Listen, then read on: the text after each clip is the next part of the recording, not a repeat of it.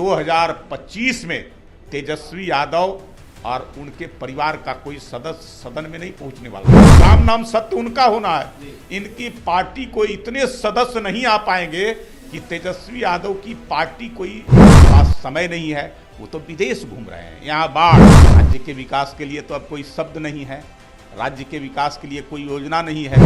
अपनी उल्टी गिनती सुन ले। 2025 विधानसभा चुनाव के बाद तेजस्वी बेरोजगार हो जाएंगे। बिहार विधानसभा के नेता प्रतिपक्ष भले ही विदेश में हों, लेकिन वो लगातार बिहार को देखते हुए कई सारे क्राइम बुलेटिन जारी कर रहे हैं और अब जाकर 143 लमसम घटनाओं को उन्होंने दिखाते हुए बिहार के सरकार पर निशाना साधा है। एनडीए सरकार को उन्होंने निशाने पर लिया है और यह साफ कहा है कि राम नाम सत्य है, सुशासन का तथ्य है और इसके साथ ही अपराधियों को अर्थ देने की बातें वो कह रहे हैं। इसके साथ ही उन्होंने कहा है कि अब यह मत कहना कि बिहार में जंगल राज आ गया है। अगर ऐसा कहते हैं तो कहीं ना कहीं जो सुनामी है वो आ जाएगी। हमारे साथ बात करने के लिए प्रेम रंजन पटेल है, भाजपा प्रवक्ता। देखिए प्रेम रंजन जी, लगातार तेजस्वी यादव आपकी सरकार पर हमलावर हैं और कह रहे हैं कि जिस तरीके से आप लोग जंगल राज की बातें करेंगे तो देखा जाए तो क़यामत आ जाएगा, सुनामी आ जाएगी। अब सुनामी की बात कर रहे हैं, राम नाम सत्य की बात कर रहे हैं, अर्थ देने की बात कर रहे हैं। मैं तो उनके लिए कहूँगा उनके पास यही सब शब्द रह गए हैं। राज्य के विकास के लिए तो अब कोई शब्द नहीं है, राज्य के विकास के लिए कोई योजना नहीं है, राज्य के लिए जो है से लोगों के दुख दर्द में सहभागी होने का उनके पास समय नहीं है। वो तो विदेश घूम रहे हैं। यहाँ बाढ़ उनके इलाके में, उनके क्षेत्र में, विधानसभा क्षेत्र में, कम से कम अरे पूरा बिहार नहीं देखते तो कम से कम अपने क्षेत्र देखते ना जो ऐसे। और बिहार को सरकार को अर्थ देने की बात कर रहे हैं तो कसाई के सरापने से गाय मरता है क्या? जरा ये बता दीजिए जो ऐसे। अब तेजस्वी यादव को राम नाम सत्य होने वाला है, इसलिए कि एनडीए के प्रति लोगों को विश्वास और भरोसा भी है। एनडीए विकास के मायने को एनडीए ने समझाने का काम किया है और जमीन पर उतारने का काम किया है, लोगों को उसका स्वाद देने का काम किया है। तब तो बार बार पसंद कर रही है।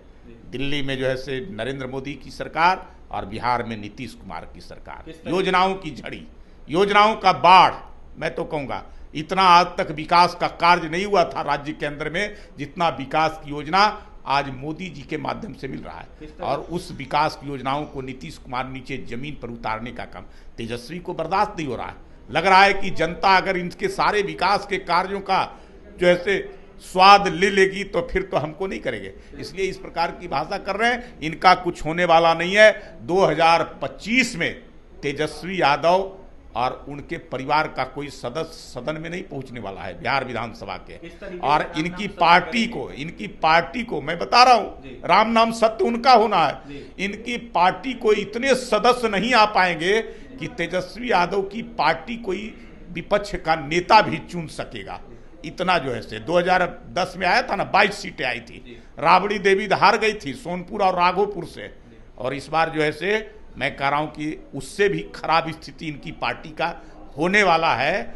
यह अपनी उल्टी गिनती सुन ले। 2025 विधानसभा चुनाव के बाद तेजस्वी बेरोजगार हो जाएंगे।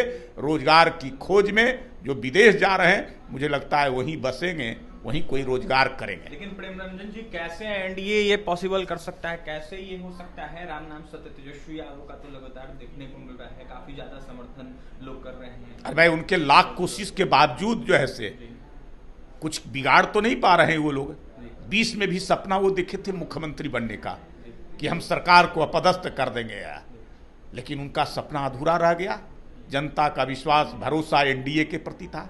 अभी 24 में एनडी गठबंधन, कोई वैचारिक तालमेल नहीं, कोई नीतियों का तालमेल नहीं, कोई आपस में जो है से एक दूसरे के जो है से जो खिलाफ लड़ते रहते थे और केवल जो है से मोदी को हटाने के लिए, एनडीए की सरकार को अपदस्थ करने के लिए एक साथ आए थे।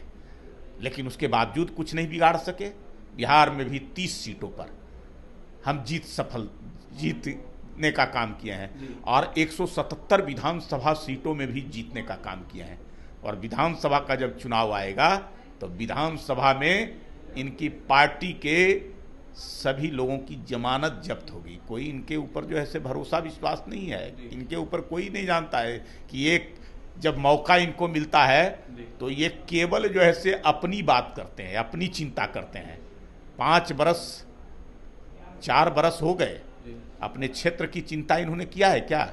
आप जरा इनके क्षेत्र में जाकर के राघोपुर में पूछ लीजिए तो राघोपुर के लोग कहेंगे कि अब कि तेजस्वी यादव को हम 9-2-11 कर देंगे। अंतिम सवाल रहेगा आपसे, लालू यादव और कल जीतनराम मांझी को लेकर जिस तरीके से बयान आया है, इसको कैसे देख रहे हैं प्रेमरंजन पटेल? देखिए, जीतनराम मांझी एक सम्मानित व्यक्ति हैं, राज्य के मुख्यमंत्री रहे हैं, बुजुर्ग व्यक्ति हैं। उनके बारे में उनके जाति को लेकर करके अब शब्दों का प्रयोग करना यह कहीं से उचित नहीं है। इसका बिहार की जनता जवाब देगी। लेकिन लालू यादव का ये यूएसपी रहा है, अब तक जाति जाति में लड़ाना, जाति जाति में विभेद पैदा कराना, संघर्ष कराना और उसका लाभ लेना। इसलिए तो पहले भी जो है से वो कभी जो है से कहते थे कि हम भूरा बाल साफ करो, कभी कुकुर मारो, कभी जो है से माई समीकरण बनाते थे। यही सब कर कर करके और वो सत्ता में बने रहे। लेकिन अब बिहार की जनता इनकी सारे कारनामों को जान गई है।